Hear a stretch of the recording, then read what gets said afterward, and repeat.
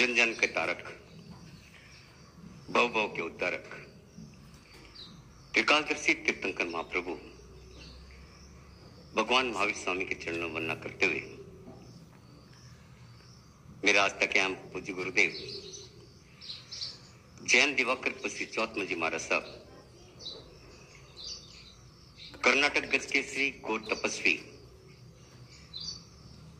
पूज्य श्री गणेशी लाल जी महाराज साहब, राष्ट्र संत आचार्य भगवंत पूज्य श्री आनंद ऋषि जी महाराज साहब, इनके चरण कमलों में वंदना करते हुए मेरे जीवन को तारने वाले मेरे पूज्य गुरुदेव राष्ट्र संत कमल मुनि महाराज साहब को मैं वंदना करता हूं। धर्म सभा में उपस्थित सभी धर्म प्रेमी भाइयों और बहनों, इस वर्ष का चातुर्मास काल आरंभ हो चुका है और चातुर्मास काल का यह अर्थ है कि हम वर्ष पर्यंत इस सांसारिक जीवन में उलझते हुए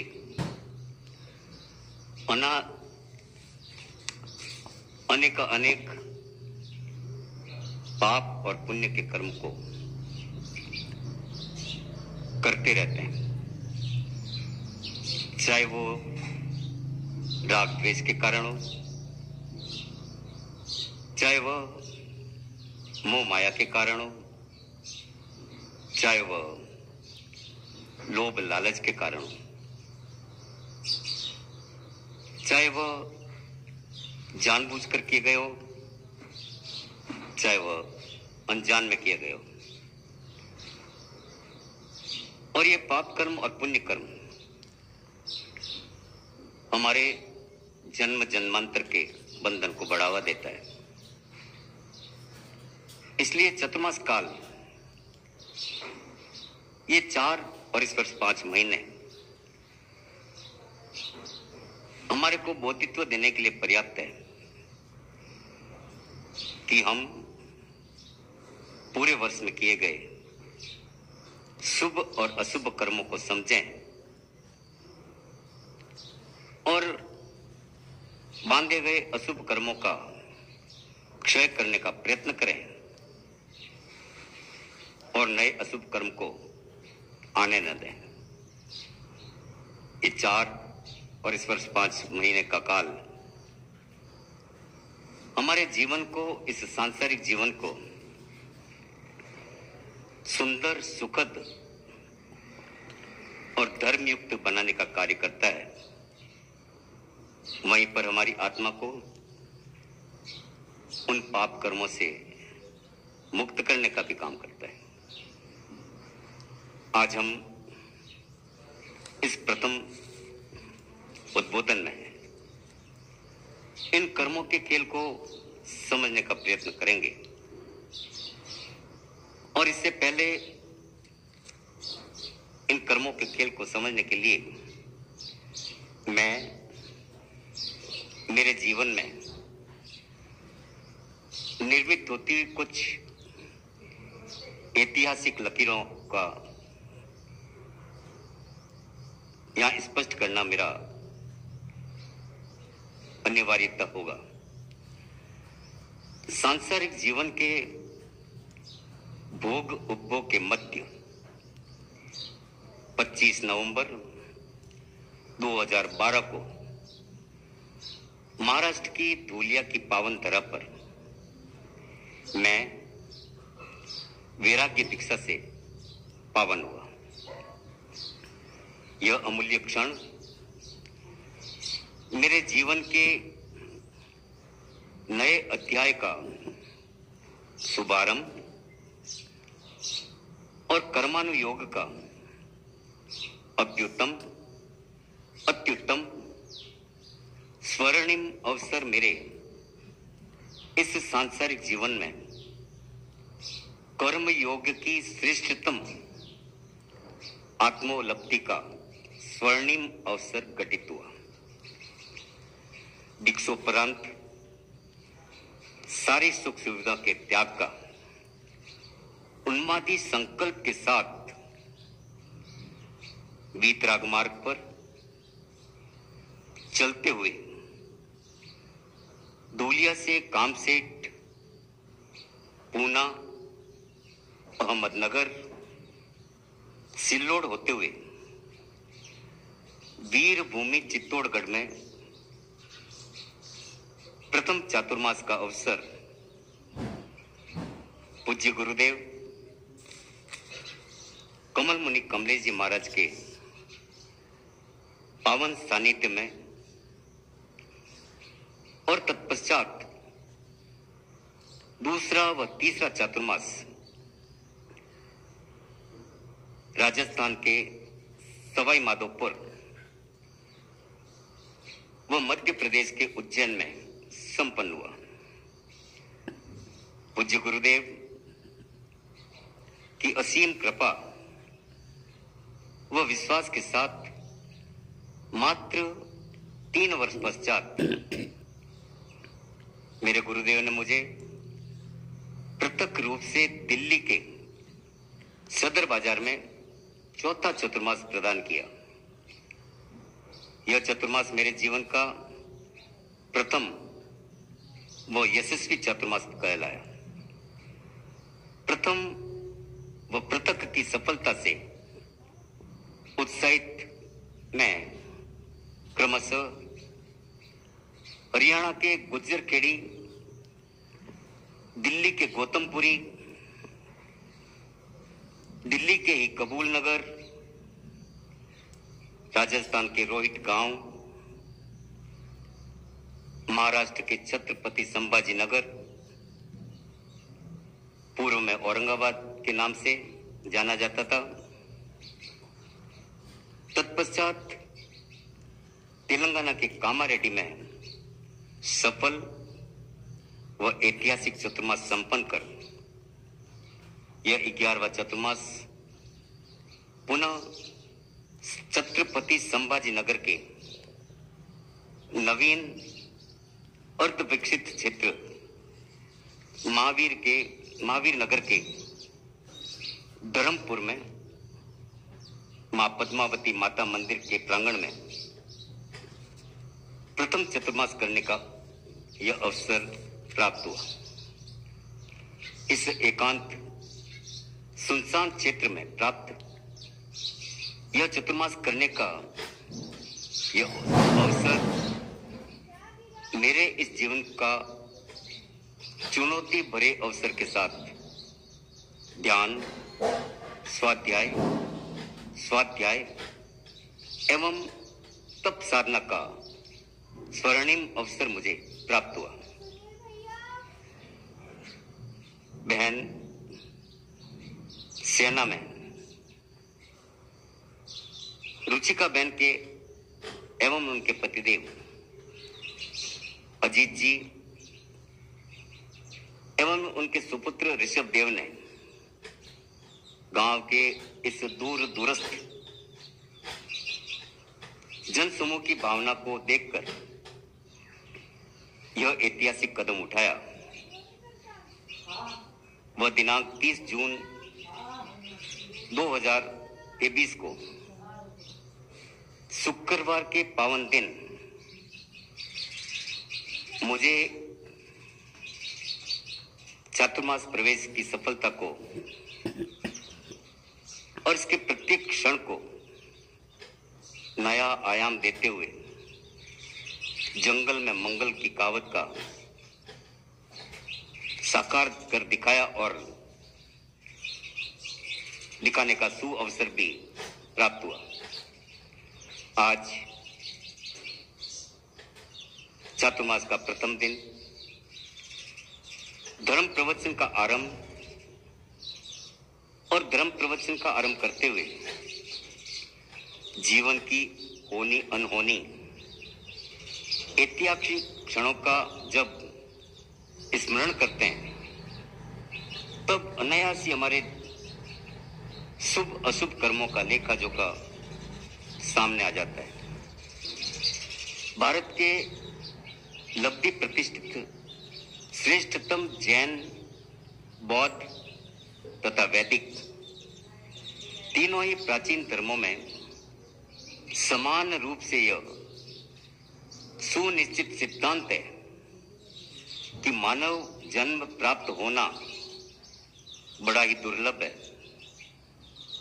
पुण्य कर्म संयोग से यह दुर्लभ मानव तन का अंतिम साध्य उसके आध्यात्मिक विकास की परिपूर्णता और उससे प्राप्त होने वाला प्रतिभा प्रकर्ष जन्य अर्थात मानव जीवन की सक्षमता का संपूर्ण उत्कर्ष और उससे उत्पन्न ज्ञान, चक्षु और इनकी बोध की श्रेष्ठतम बोधि अर्थात मानव जीवन की स्वरूपता का ज्ञान परम कैवल्य अर्थात मोक्ष है। संसार में रहते हुए हम अपने जीवन के उस उत्तम क्षणों को पल पल क्षण क्षण प्रमाद में खोना आरंभ कर लेते हैं। सांसारिक अच्छे बुरे का ध्यान रखते हुए अपने लक्ष्य कैवल्य अर्थात मुक्ति से विमर्श होकर सांसारिक कर्मों में स्वयं को उलझा लेते हैं। समय को मुट्ठी में करने का अनुचित अदम्य साहस को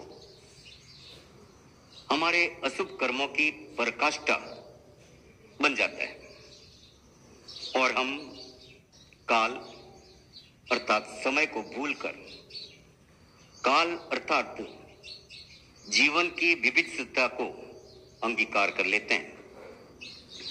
समय के प्रमाद में हम अहंकारित स्वभाव और उससे समय के महत्व को भूल जाते हैं। काल अर्थात समय समय अपनी गति से अविराम आगे चलता रहता है, परंतु हम समय के भरोसे अपने जीवन को अपने अंतिम लक्ष्य से भटका लेते हैं। हम समय को वर्णित करते हुए दो शब्दों में कहना चाहेंगे, रुका नहीं कभी काल किसी से, आता सब पर बन करे काल, सुकाल वही है दुष्काल वही है, अच्छा बुरा बन जाता काल।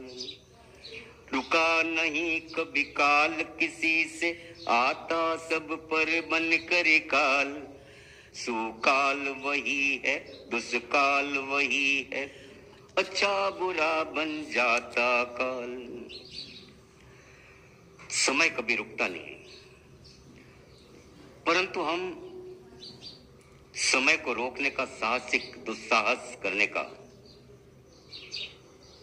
प्रयत्न करने में ही अपने समय को व्यर्थ कर देते हैं। समय का प्रमाद हमारे जीवन को हमारे अंतिम लक्ष्य से भटकाकर उलझा देता है। एक गांव में एक किसान रहता था। वह बड़ा ही आलसी किस्म का था। हर कार्य को समय आने पर कल कर लूंगा कहकर टालने का स्वभाव था, जिससे प्राय वह दुखी रहता था। एक बार बरसात का आगमन का समय आया। सभी किसान अपने खेत को हल खाद से उर्वरा कर समय पर बीजारोपण किया, परंतु वह किसान आलस्य प्रमाद के कारण घर में ही पड़ा रहता था। पत्नी के बार बार समझाने व उलाना देने पर भी पत्नी को उलझाकर आलस्य पूर्ण निष्क्रिय बैठा रहता था तथा फालतू तथा अनावश्यक कार्यों में निमग्न रहता था जब तक बीजारोपण का समय जा चुका था। पत्नी के अत्यधिक क्रोधित व उलझाने को वह खेत में हल तथा खाद देने गया, परंतु जब तक बरसात ऋतु आरंभ हो चुकी थी, हल चलाने व खाद डालने में कठिनाई आने लगी। जैसे तैसे आधा अधूरा कार्य कर बाजार में बीज लेने गया। बाजार में सब बुवाई के बीज समाप्त हो चुके थे। बीज लेना आवश्यक था, पर बीज कहीं उपलब्ध नहीं थे। अंततः एक दुकान पर बबूल के बीज पड़े थे। बीज बोना आवश्यक था, पर बीज उपलब्ध नहीं। पत्नी का उलाना व झगड़ा सामने दिखाई दे रहा था, अतः उसने बबूल के बीज बोना लेना ही उचित समझा। बबूल के बीज बोकर वह संतुष्ट हो गया। घर जाकर बीज इत्यादि की बुआई की बात कहकर वह अपनी पत्नी को भी संतुष्ट कर दिया। सभी की फसलें खेत में लहलहाने लगी, पर उस किसान के खेत में बबूल की फसल बड़ी होने लगी। समय पर बबूल के पेड़ में फलों का रूप में फलियां आकार लेने लगी। ग्रामीण परंपरा के अनुसार फसल कटाई कर उपजा हुआ अन्न धान घर घर में बांटा जाता था। सभी ने अपने अपने खेत में उपजा अन्न धान हर घर में बांटा। वहीं किसान भी हर घर में अपने खेत में उपजी बबूल की फलियां बांटकर हंसी का पात्र बन पड़ा। हम रुककर समय की प्रतीक्षा करते हैं, परंतु समय रुकता नहीं है। काल को अकाल में बदल देते हैं और इसीलिए कहते हैं, रुका नहीं कभी काल किसी से, आता सब पर बन करे काल। सुकाल वही है, दुष्काल वही है, अच्छा बुरा बन जाता काल। और इसलिए आगे कहता हूं, आज करे सो अब कर ले भैया, पता नहीं यह है काल। नहीं रुकेगा नहीं मुड़ेगा, आएगा जब काल। आज करे सो अब कर ले भैया, पता नहीं यह है काल। नहीं रुकेगा नहीं मुड़ेगा, आएगा जब काल। काल के भरोसे रहना न भैया, काल न आता कभी अकाल। काल के भरोसे रहना न भैया, काल न आता कभी अकाल। रुका नहीं कभी काल किसी से, आता सब पर बनकर काल। प्रिय भाइयों बहनों, चतुर्मास का यह स्वर्णिम काल हमारे सामने 5 माह का समय लेकर आया है। पूरे वर्ष हम राग द्वेष वशीभूत, मोह माया लोभ लालच इनके बस अनेकों अमानवीय अव्यवहार कर पाप कर्म का बंध करते हैं, जिससे हमारा वर्तमान जीवन व जन्म जन्मांतर तक उन कर्मों को भोगने को विवश हो जाते हैं। चतुर्मास काल के दौरान तीर्थंकरों की वाणी, जिनागम की वाणी, धर्म वाणी श्रवण कर अनेकों अनेक तप, संयम, साधना पर उन कर्मों को शिथिल व क्षय करने का साहसिक कार्य करते हैं। चतुर्मास काल के अनेकों लाभ हमारे जीवन की सार्थकता का बोध कराते हैं। इन 5 माह में हम एक एक विचारों पर सार्थक चर्चा करते हुए द्रव्य लाभ लेने का सार्थक प्रयत्न करेंगे। इस दुर्लभ मानव जीवन को किस तरह से जन्म मरण के बंधनों से मुक्त कर अनंत सुख को प्राप्त कर इसको कर सकेंगे, ऐसी चर्चा जारी रहेगी।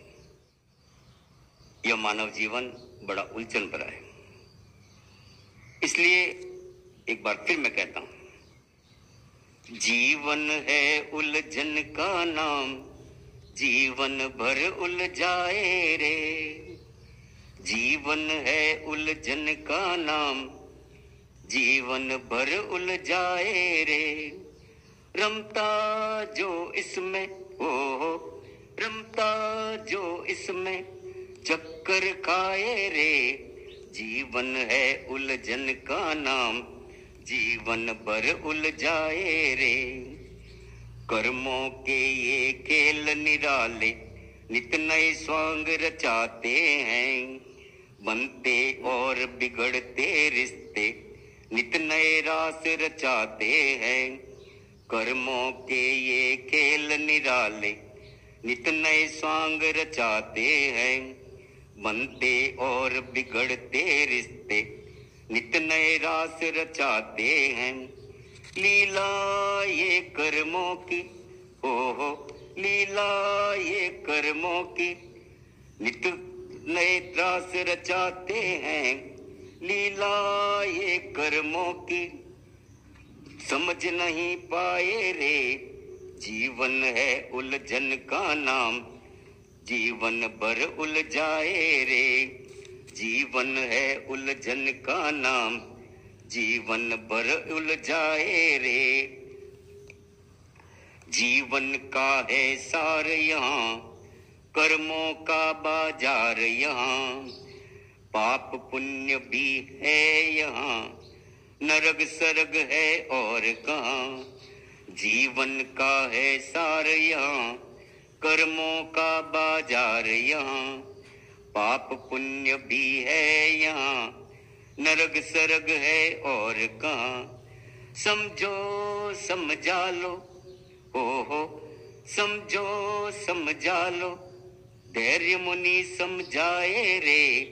जीवन है उलझन का नाम, जीवन भर उलझाए रे। जीवन है उलझन का नाम, जीवन भर उलझाए रे। रमता जो इसमें, हो रमता जो इसमें चक्कर खाए रे। जीवन है उलझन का नाम, जीवन भर उलझाए रे। अतः इस उलझन भरे जीवन को जो समझ जाता है, वही इस जन्म मरण के बंधनों से मुक्त हो सकता है।